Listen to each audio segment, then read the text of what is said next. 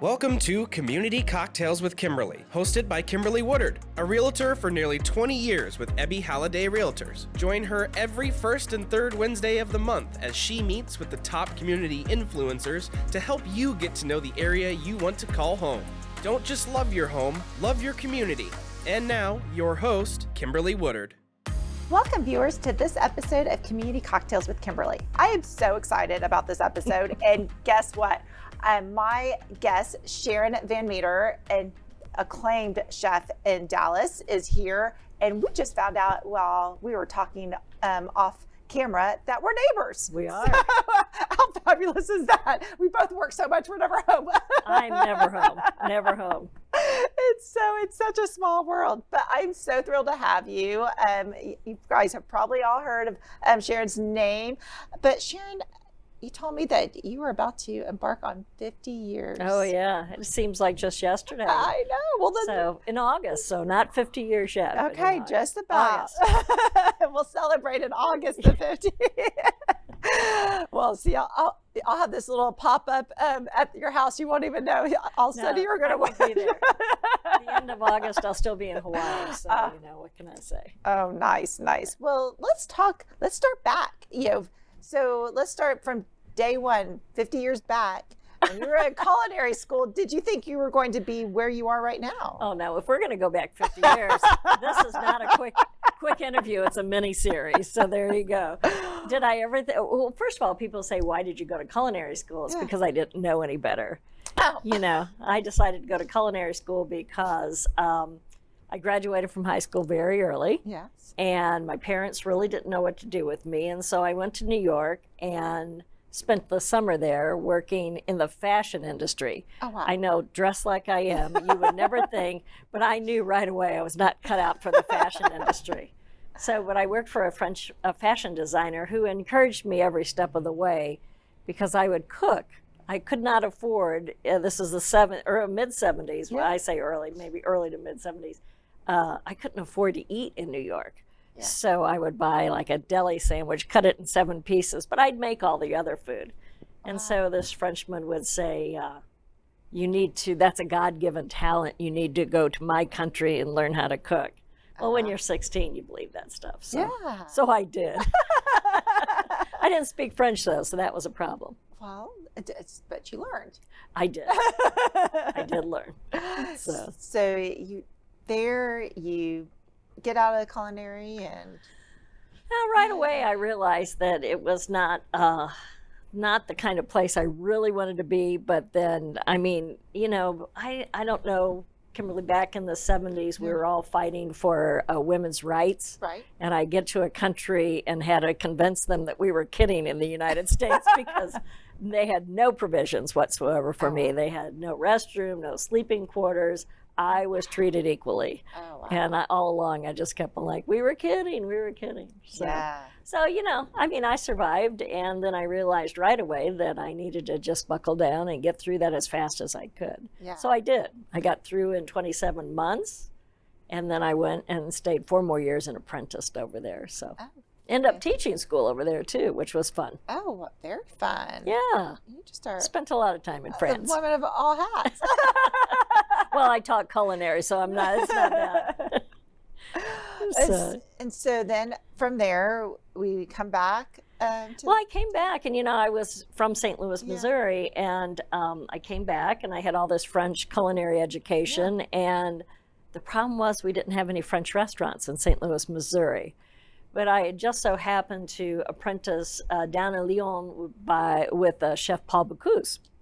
I know, I had a great apprenticeship. Yes. And when I was in Bocuse's restaurant in Lyon, we had a chef from the United States in the Chicago area come through. His name was Chef Jean Blanchet, and he owned a little restaurant called Le Français that had just opened in Chicago, which became the premier French restaurant in the United States. Wow. And so I was there, and he said to me, "Oh, mademoiselle, you must, when you come back to our country, you must cook with me."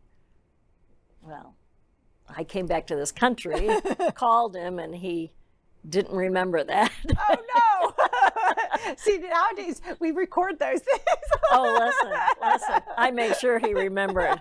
I ended up going up there, and I spent most of my culinary career in Chicago. Oh, wow. I know, it was fun working the Very French fun. ranks up there. Oh, yes. Oh, that's remarkable. Love that. Well, then you came back here, came to Dallas? How'd you get to Dallas?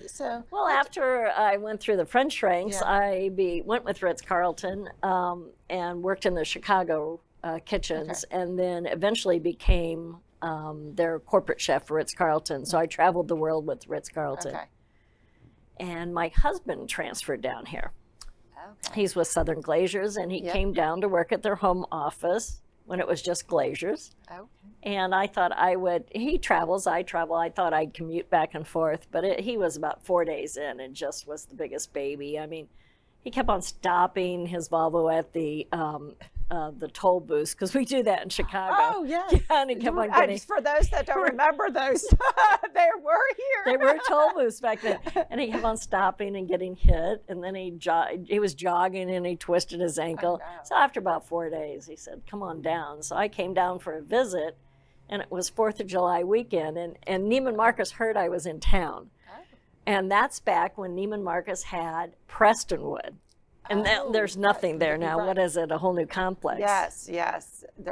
So they wanted to interview me. So I went over. I said, I don't have a car. And they sent a car over. And, great stories out of this. You know, my career with Neiman Marcus. So I became their corporate chef. Oh. But closing down Prestonwood and opening up Willow Bend. Yes.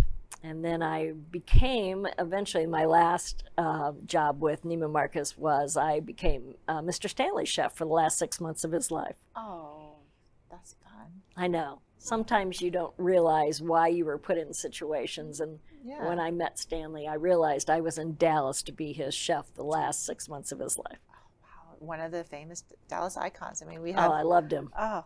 I used to pretend he loved me, too. I tell my husband all the time I was going to leave him for that 92-year-old man. That's funny. I know. That was 20 years ago. I can't believe it's been 20 years. Oh, gosh. I know how time flies. I know.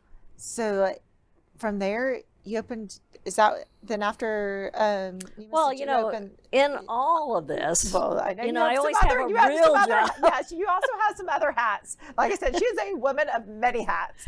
Well, culinary's always been, my passion, but I had an opportunity to get my bachelor's in hospitality management and broadcast journalism out in Colorado. In between, my beginning of my career. And so at one point, all of these things merged into one big, exciting new project called Food Network.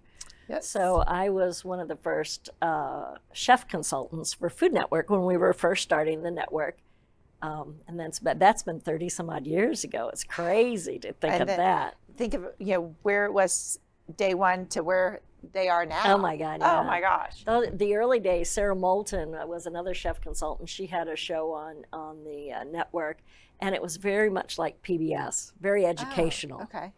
So nobody does education better than PBS. No, I agree. So when David Soskin became the president of Food Network, and he was the reason I was at Food Network, he turned it into entertainment.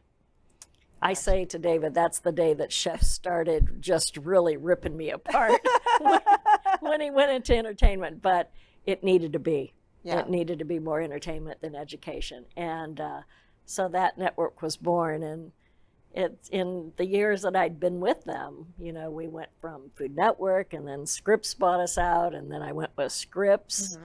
And then recently Discovery bought Scripps out about 4 years ago. So. And I just grew. I grew with it. I went from chef consultant to producer to an executive producer, and then I became president of one of the divisions. And I recently retired from Discovery Networks in March. I mean, Do you not have enough on your plate? Believe it or not, I was not allowed to do an interview like this until March of this year. Really? Yeah. Oh, wow. Yeah, I was under some kind of weird little contract. Oh, yeah, there you go. Oh, interesting. You were a threat. I was a threat. Oh my gosh, my little podcast. All community. I know. Oh, but I'm privileged that I get to you now. Yeah, this is fun. No. So I'm usually just complaining behind the camera, not in front of it. So. Well, see, you get it. It's a totally different flair here. Yeah. Although I have judge chopped a few times. So. Well, that's we keep trying to get my son Benjamin to do it. Just won't. Just Why? Won't. I know. That was so much fun. I know. Well, maybe you can push him over that edge. Just do it this Benjamin, summer. if you're watching, audition for Chopped. We have inside connections. Yes. Well, he is a character on that. But Is he? Well, let's talk about this new restaurant that you guys have just opened. Can you believe it? I know. So you had the one, you closed it down during COVID. Uh-huh. I had a big event center. Yeah. In Dallas. When I was with Neiman's, I just saw the need for the restaurant community to support nonprofits, and especially I really love to support the arts and children and anything really. Actually, it became that was mostly what we did, just total giving. Yeah. And so we opened up in Trinity Groves, a place called 3015 at Trinity Groves, and we did just about every fundraiser there was that could fit. We needed a space for that to happen. We also did corporate team building there.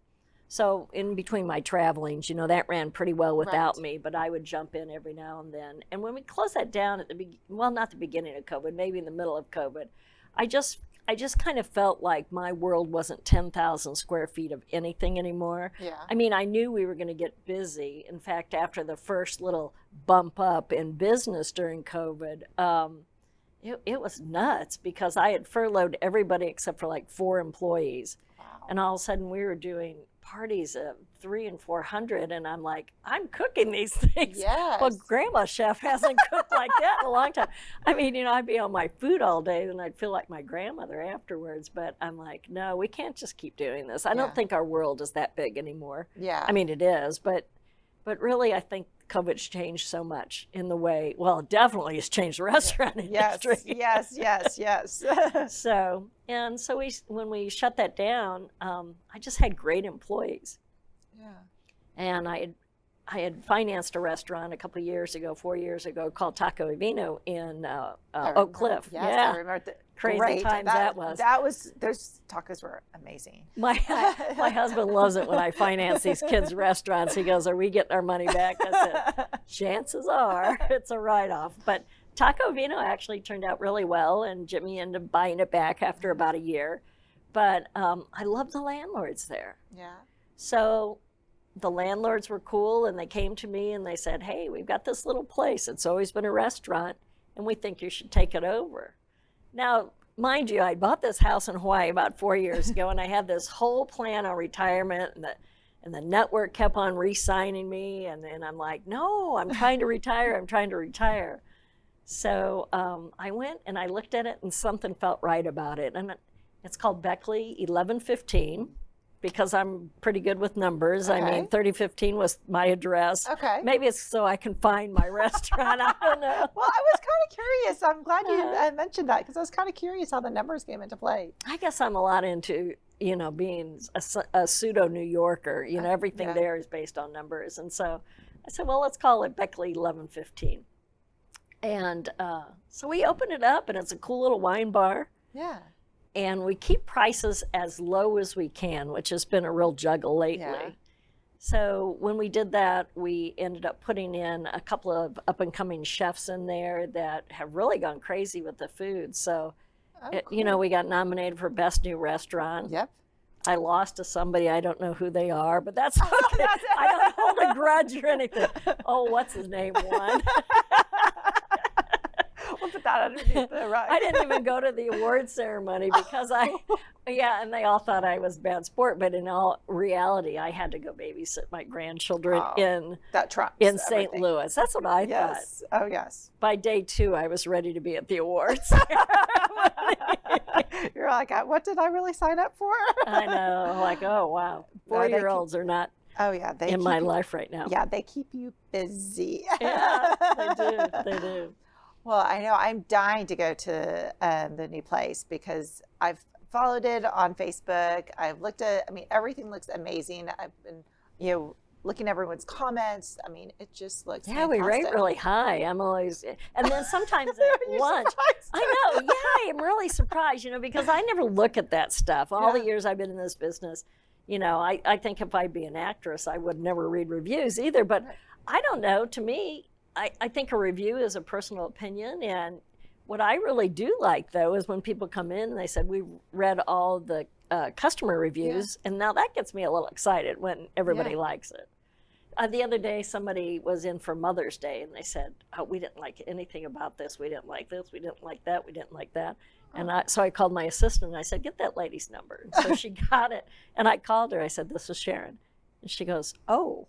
And I said, I really appreciate your comments. And I said, I just don't think we really serviced you the way we're used to. I said, come in. So she's coming in. Is today Wednesday? She's there tonight. Oh. I better hurry back. But she's going to come in tonight because I'm like, no, you can't just say you didn't like it. No, you need to We might have had a bad day. Yes, everyone has a bad day. Someone might have been sick in the back. By the way, lady, here are our only bad comments, so I got to convince you.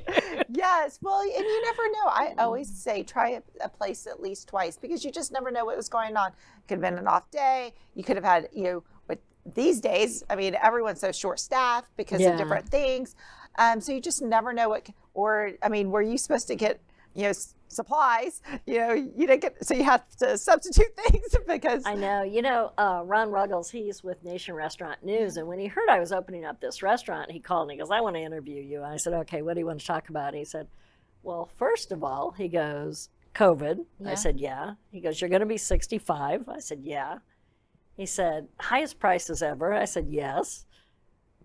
Supply chain issues, yes. Labor issues, yes. He goes, what the heck were you thinking?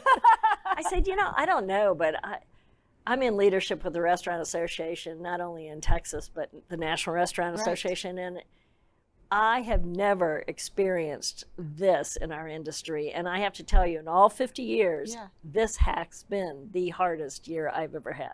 Wow. It's just crazy. And so when you're going to a restaurant and just things are upside down, backwards, just really, really be patient because they are upside down and backwards. Oh, wow. You forget. I think everyone kind of assumes it, but if you can't find something at the store, do you think the restaurants are going to be able to get the same things? You guys are probably so frustrated. Last week we were all doing like this bid on oysters, and it was like who got the highest bid, and I'm like, really?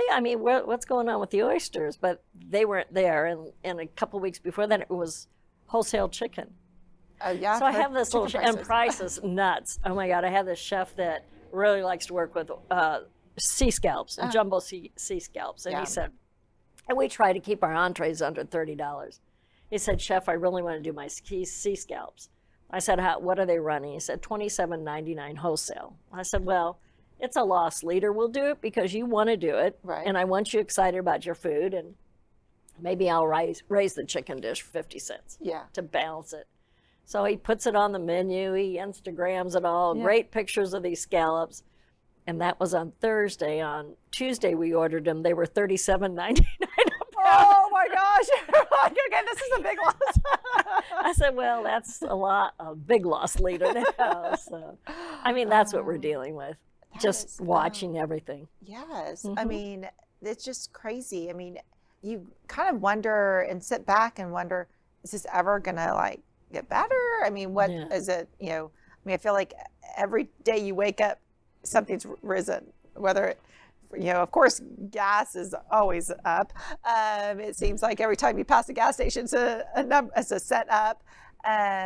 But food prices, just everything. Everything's up. I know. a sad state of our country, really, and maybe the rest of the world. I mean, I'm going over to France in October to work over there a little bit, and they're talking about how things are backwards over there too. And I said, well, this should be interesting.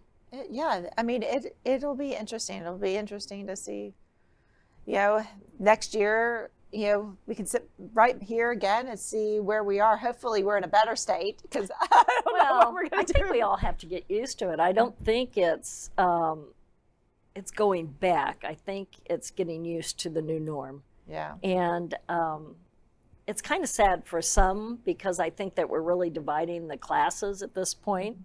I mean, I think we're almost, it's becoming difficult to be a middle class. It is. And so it'll be interesting. But, we're not the only industry that's affected. Right. Everyone. I mean, every industry out there has some kind of effect on it. It's just, it tumbles down. But be nice to your waiters, because they're there. Oh, gosh. I mean, well, like I said, everyone. Well, can't wait to go out there. I will be going very soon. Maybe I'll just carpool with you. Yeah, carpool with me. No, if you already be there, I'll have to Uber back. If you do that, you have to be there 20 hours. We'll send Benjamin. Yeah, you'll have to get Uber home. Yeah. So. Well, this has been such a pleasure. I have had so much fun talking with you and having you on. And we are going to have all the information, how you can make a reservation at the restaurant, all the website, Instagram, check out the pictures, go dine and be nice to everyone. That's my philosophy through everybody in every part of the world is be nice. Just try to be. Didn't Ellen do that? Like, be kind. That's it. Be kind, yes. She was so right on with that. I agree. I mean, be kind and smile. Yeah. All right. Well, let's cheers. Well, the only reason I came. Cheers to 50 years. Oh, my God. Seems like 5. Thanks for tuning in. If you'd like to contact Kimberly with your real estate needs, you can reach her at kimberlywoodard.ebby.com. We hope you enjoyed our guest this week, and remember, don't just love your home, love your community.